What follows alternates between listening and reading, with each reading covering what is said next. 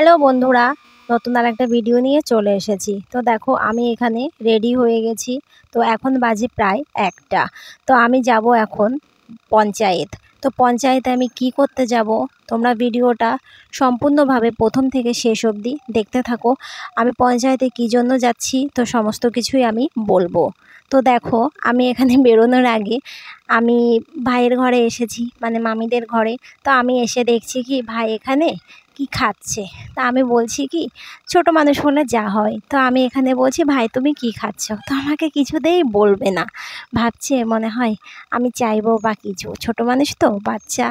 তো আমি বলছি ভাই তুমি কি খাচ্ছ, তো বলবে না। তারপর বলল হ্যাঁ ও চানাচুর খাচ্ছে। তো আমি বললাম ভাই আমাকে একটু দেবে, তো আমাকে কিছুতেই দিতে চাইছিল না। তারপর আমাকে একটু দিল। তো আমি চানাচুর খাই না, কারণ ফাস্টফুড আমি একদমই খাই না। তো যাই হোক আমাকে দিল, তারপর আমি আবার ওকে দিয়ে দিয়েছি। তো এখন যাই হোক আমি এখন বেরিয়ে পড়েছি পুরো রেডি হয়ে। তো দেখো সাইকেল আর কাগজপত্র নিয়ে, ব্যাগ নিয়ে, তো আমি এখন যাব বাথানগাছি পঞ্চায়েত। তো আমাদের আরবান্দি 2 নং পঞ্চায়েতটা হচ্ছে বাথানগাছি। তো দেখো আমি এখানে যাচ্ছি সাইকেল চালিয়ে।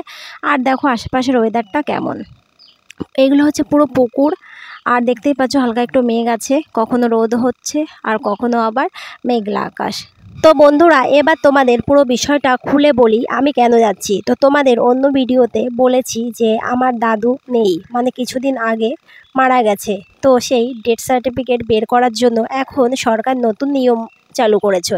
তো সেই সম্পর্কে আমরা তেমন কিছুই জানতাম না। তো যেহেতু অনেক দিন হয়ে গেছে, তো সেই জন্য কাগজপত্র ঠিক করার জন্য পঞ্চায়েতে যাচ্ছি। এখন যে নতুন নিয়মটা চালু করেছে যে যে কোনো কেউ মারা যাওয়ার কতদিনের মধ্যে যেন অনলাইন করতে হবে, তো এই যে বিষয়টা আমরা ঠিক জানতাম না। সেই কারণে অনেকটা লেট হয়ে যাওয়ার কারণে আমাদের ডেথ সার্টিফিকেটটা বের করতে অনেক অসুবিধা হচ্ছিল। তো এর আগে আমরা ফুলিয়ায় গেছি বা পঞ্চায়েতে কয়েকবার যাওয়া হয়েছে, তো ম্যাম ছিল না বা যেই প্রধান তিনি ছিলেন না। তো এই জন্য অনেকবার যাওয়া আসা হয়ে গেছে। তো কিছুতেই এই ডেথ সার্টিফিকেটটা আমাদের হাতে আসছিল না বা আমরা কাগজপত্র ঠিকঠাকভাবে জমা দিতে পারছিলাম না। তো যাই হোক দেখো কথা বলতে বলতে চলে এসেছি পঞ্চায়েত। আর ওই যে দেখতে পাচ্ছ বাতানগাছি, ওটা হাই স্কুল। ওই দেখো, তো এখন হচ্ছে টিফিন টাইম।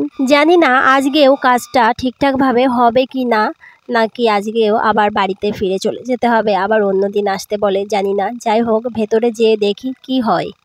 যাই হোক কাজটা সম্পূর্ণভাবে হলো না, আজকেও ফিরে চলে যেতে হচ্ছে। তো আমাকে পুজোর পরে আসতে বললো, যেহেতু পুজোর সামনেই, তো কাজটা এখন হবে না।